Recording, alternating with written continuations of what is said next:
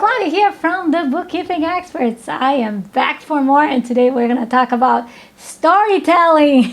Okay, how can you tell a financial storytelling and make it sound more like a romance instead of a nightmare? Right? So we want to use all the resources that we have on QuickBooks Online, as well as ChatGPT and Gemini or AI, to be able to assist you in telling the story. Okay, first of all, why storytelling is important. If you're a business owner, you're going to know that if you want to convince investors, if you want to motivate your employees, if you want to get your partners involved on the business, you need to be able to tell them, how is the business doing? And tell them in the way that is understandable. So first of all, in order to tell the right story, you need to be able to understand your audience. Understand how they will get the information that you are sharing with them. If they are visual learners, you want to use all the visual resources you can. If they are not visual learners, most people will at least use a little bit of visual learning. You want to use all other resources. Of course, the way you introduce the information is very important. And in order to do the right way, you got to be prepared. You got to be really prepared. You got to know what you're doing, and you have to have availability. You have to have all the resources and preparation to be able to do a good presentation. When you do the right storytelling, there's all kinds of things that happen. Okay, first of all, when people can get engaged and involved on that storytelling, there's dopamine that is released. And when dopamine is released, information is better retained. Did you know that? Yeah. So it is very important for you to know exactly how to do it. Use hand gestures, use motivation, voice intonation. You gotta have some variation. If you're monotone, they're gonna go to sleep. And of course, if it is just numbers, if you're just putting numbers out there, some people are just gonna, what is this person talking about? Of course, you gotta give some visual, and you gotta tell them in the best way possible. Okay, so without much further ado, we're gonna go straight to QuickBooks Online now. Okay, here it is. We are going to start with the balance sheet. Now, I ask you, we have the balance sheet here. We have the profit and loss and the statement of cash flow. By the way, if you want to get there, if you don't know how to get there, you want to click on reports and then get to that information. Okay, so this is the standard balance sheet, and that's all we're going to look at. And why we start in the balance sheet is because here is where I can locate most of the discrepancy. You want to take a look at your assets, your bank account. See if there's any negative account here. If there's a negative account on the asset account, that means that the reconciliation was not done right, because there's no such a thing as a negative bank account. I mean, maybe there is. Maybe that's not a good thing, right? You don't want to tell that story. Okay. But yes, if there is any negative, and if the balance on those accounts are different than the statements, you want to make sure that you take a look at that reconciliation. Might not be correct. You want to make corrections in there. You want to take a look at your accounts receivable and see if it looks right, and payments to deposit, which means undeposited funds. If you see undeposited funds here, there's probably some discrepancy going on. Okay. All right, so credit card and all kinds of, payroll, liability, all the liabilities in here. You want to make sure you reconcile all of them to make sure that it's correct. And of course, you have your equity accounts, which is your distributions. If you have a C Corp, you're going to have stocks and so on and so forth, right? Okay, so that's the balance sheet. And that's pretty much straight away. So you just want to take a look and make sure there's no discrepancy here and all accounts look correct. After looking at the balance sheet, you want to take a look at your profit and loss. That is what's going to tell you how you're doing for the current period. Now, the There is a lot of good information on the balance sheet, by the way. And the balance sheet is going to tell you the story if you're being efficient with your investment. So you're going to calculate your ratios here, take all your equity and find out how much you're investing in order to get your revenue. You can take a look at your accounts receivable, and if it is sitting down for a long time, so you want to take a look at your accounts receivable ratio as well, and find out if it's sitting on the balance sheet for too long. That's not a good thing. So there's a lot of very good information here, so you can perform that analysis and share with your audience. Okay, so profit and loss, like I said, that is one of the information that gives you the current year performance. How is the company doing? Okay, so this is just the standard profit and loss. There's nothing in here except the numbers, right? So you have the total income and your cost of goods sold and your gross profit. So it looks pretty good. And then all your expenses. There's something that stand out here is the contract labor. It's pretty high. But maybe that's how you run your business. Okay, insurance is another high one. Supplies is understandable, nothing extraordinary. And your net operating income is at 144. That's pretty good. That's operating income. That's the number one. That's the main number you want to see here. And everything after that is the extra expense, additional expenses, other expenses, and income. All right, so let's do a little bit more on this profit and loss. If you want to see how you're doing through the months, you can run it by months. And you can compare, especially if you have a seasonal business. We're going to close this window here so you can have a little bit more real estate. And you're going to see by months what's your revenue. And you can compare here, of course, looks like December, January, February, those are strong months, and everything else is kind of slower, right? And there's nothing here between September and November. Maybe your seasonal business that close during those months. I have some restaurants that close because anyhow, there's different business that may close during certain time of the year. And of course you're going to see your gross profit, your cost of goods sold. Compare here if the cost of goods sold is it's comparable with the income. If not, you want to take a look at it and see how accurate that is. And of course you're going to take a look and compare your net operating income each month. And of course you're going to see some negative amounts especially if you close your store, your shop during certain times of the year. Okay.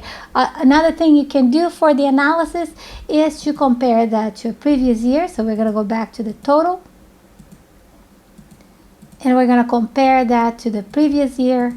And I want to do the dollar amount. I also want to do the percentage. We're going to run the report.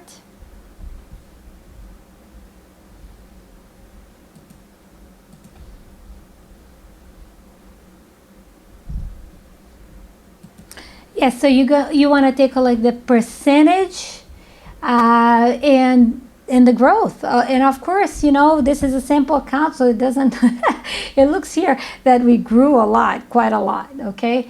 So that is a very important report. You can take a look at how well you're doing compared to the previous year. And you can do that by months too. You can run that report by month so you can compare how you did compared to last month. And of course, you want to take a look, you want to know your industry average so you can compare your business to what's going on with the rest of the industry, right? So if this is a retailer, of course you're doing really good. You're keeping your net profit, your net operating profit is at a very high percentage, right?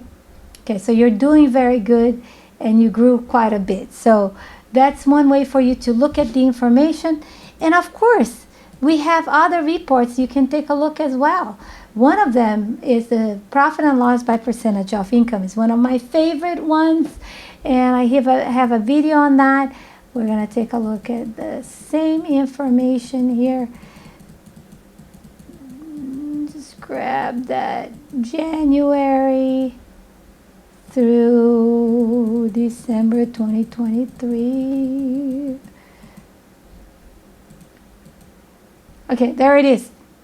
Okay, so we have percentage or income and expense by percentage of, or expense by percentage of income. You have your total net profit here, or gross revenue, and all your net profit as a percentage of your total income. So this report is really good because you want to take a look at the average, your industry average, and see how you're doing compared to the industry. Okay, so of course your cost of goods sold, you want to keep it at minimum possible. It looks like this business is doing really good. Keeping that cost of goods sold at 13%. Most business will stay at around 30%, right? If you're a restaurant, 30%. If you're a retailer, maybe more than that, depending on your product. And, you know, of course, there's a lot of the things that can vary. You want to take a look at how, or the big expenses here. And of course, you know, the contract labor is going to be at 36%. That's a big one, right? And you may see other things such as your home office is kind of high, and your supplies, but is understandable. So you want to take a look at the numbers that are high to be able to see how you can grow. Now keep in mind that the numbers that you're going to look in order to perform well is, you know, the price, how you can increase your revenue. There's different ways to do that. Either you increase the price, you increase the volume, you reduce your cost of goods sold, or you reduce your overhead, or improve your credit with your creditor so your interest is less. But that information is only important if you know your numbers, right? So if you know your numbers here, you can verify, is it feasible to increase the price? Are my clients, my customer, going to receive this well, or are we going to have a drop in sales, right? If I increase the volume, you know, is that going to maybe drop my net profit by a lot? Maybe it will, maybe it's not worth it. So, and what about reducing cost of goods sold? Is there an alternative? Is there a different vendor that we can go to so we can cut back on the overhead, right? How can I decrease or cut overhead? Nowadays, a lot of people are working from home, so companies are saving on office space. So yeah, that's one way for you to cut on overhead. And of course, if you have good credit, you pay your bills on time, you're gonna pay less for having credits, right? Or your cost for credit is gonna be lower. That's it. Okay, so this is your profit and loss, and there's different things you can do in the profit and loss. You can customize all the way, so you can present that information to your to whoever you're telling the story, right?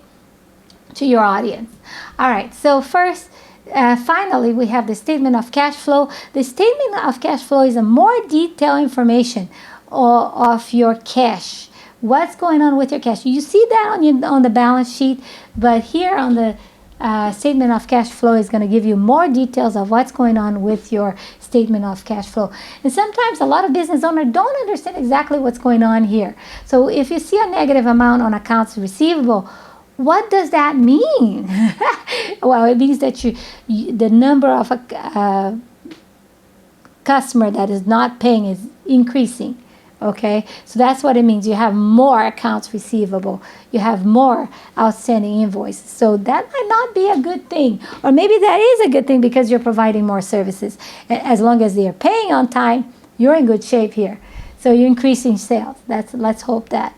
There's a negative amount on the credit card payment. What is that? It's because you're paying the credit card. So it's cash going out. So that's why it's negative, but it's not a negative information. It's not negative for you. It's not that you're paying your creditors. Okay, so you may see like a negative amount on a loan.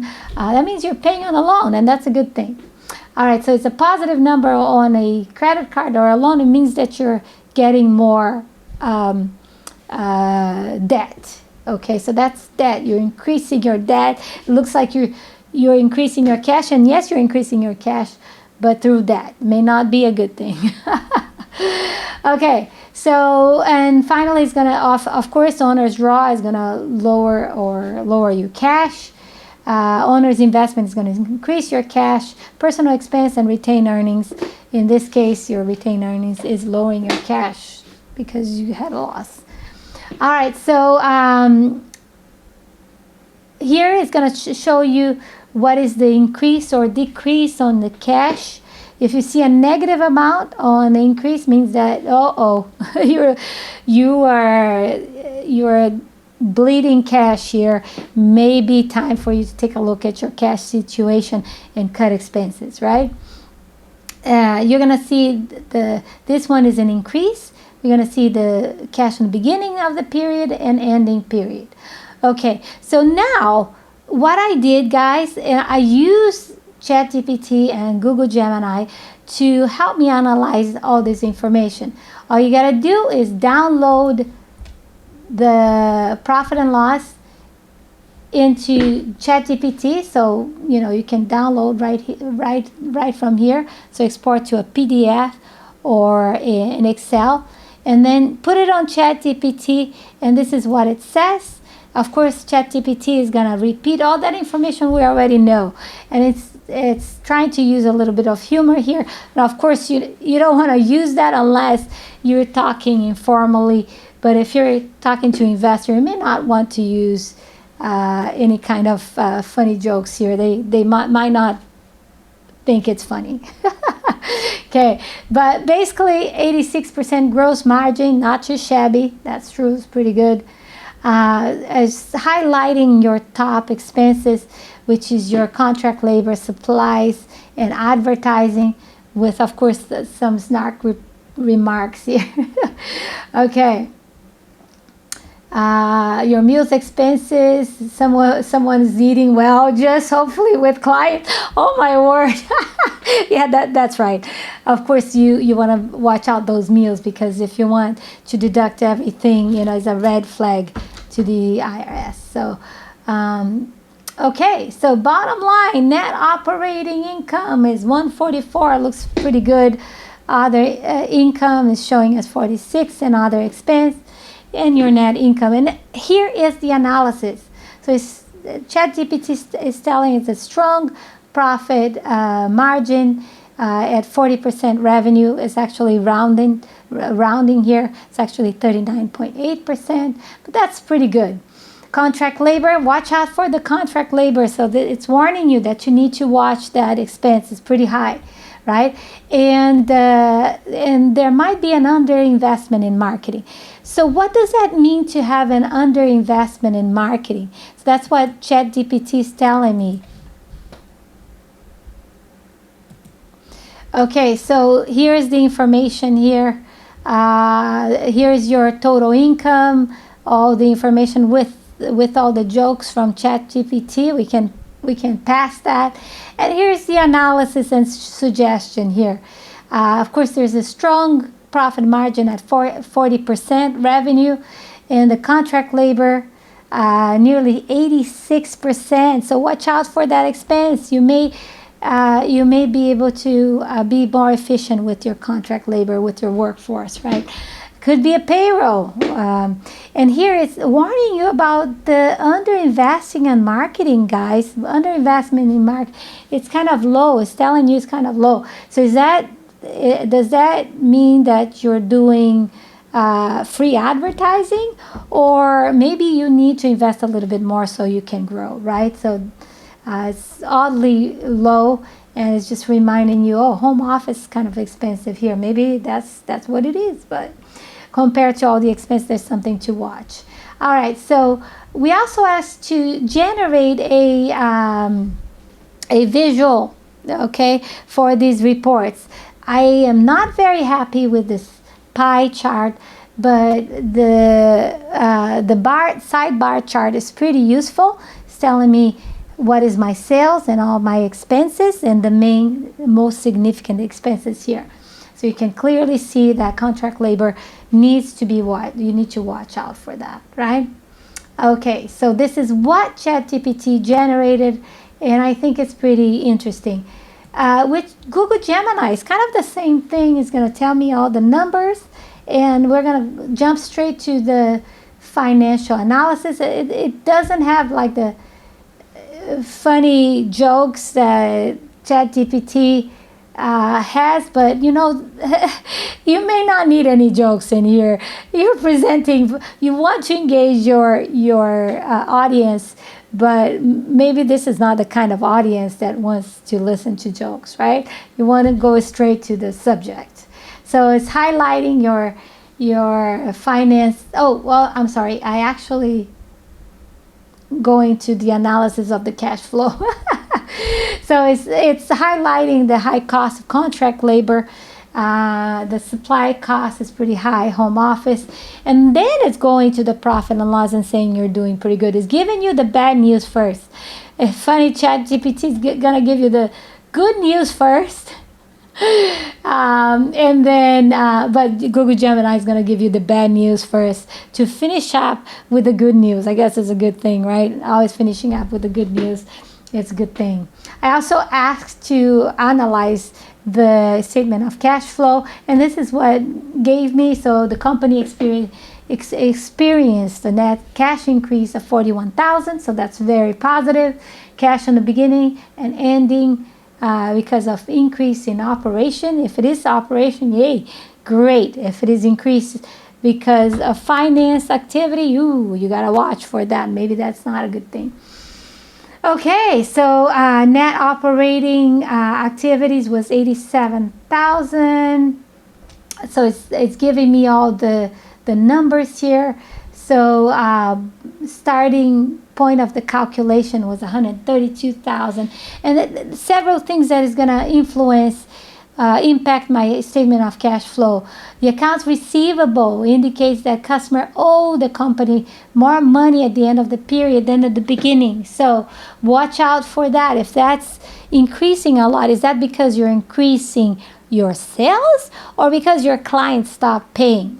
If they stop paying, you better watch out. You better take proactive actions here, right? So it says that American Express liability suggests that payments were made to the account, like I said, and the Discover indicates that there are more charges on the credit card. That, like I mentioned to you, right? An increase in short-term business loan also contributed positive to the cash flow. When you get a loan, you actually have a positive number. Means that you have more cash. Doesn't mean necessarily you're doing great in the business. If that's all the money you're making, you don't want that. You want operating cash. But, you got to watch out for that. Okay, and then it's going to tell you, yeah, it says that you're doing good. You have a positive cash flow. Yeah, that's great. And I really like this explanation, so I used Google Gemini for that. Comparing Google Gemini with ChatGPT, I like both. I would use both. I actually use both, by the way. Okay, but that's the bottom line here. So we talk about storytelling, and I'm gonna get back. That's it. So let's go back here.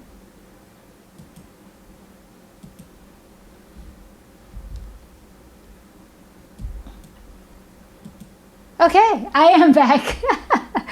So how important it is for you to know how to tell your financial story. Very important. And of course, to tell you the right story, to give the right facts, you gotta make sure your financials are correct. So, make sure that all the accounts are reconciled, make sure that you are keeping up with your books, because you need that information. You need to stay on top of your business so that you can grow. I can't emphasize enough the importance of knowing your point of reference. And that's what your financials are. They are your point of reference. They're going to tell you where you are so you can aim where you want to go. Okay, you want to know that. If you like this content, please subscribe to this channel. Guys, I bring this free content to you every week. so that I can help you as much as I can. So if you want to stay up to date with QuickBooks Online, you got to stay up to date with your business, subscribe to our channel. Yes, and share with the world. I want to help as many people as possible, so share with the world, and you have no idea how much it helps us. So subscribe, share. If you have any comments, please write down below. Tell us what you think, and we would be happy to reply. If you have any question, we'll be happy to get back to you within a short period of time and give you key information to succeed in QuickBooks Online, succeed in your business. Thanks for watching. I'll be back next week. And until next time, keep on smiling.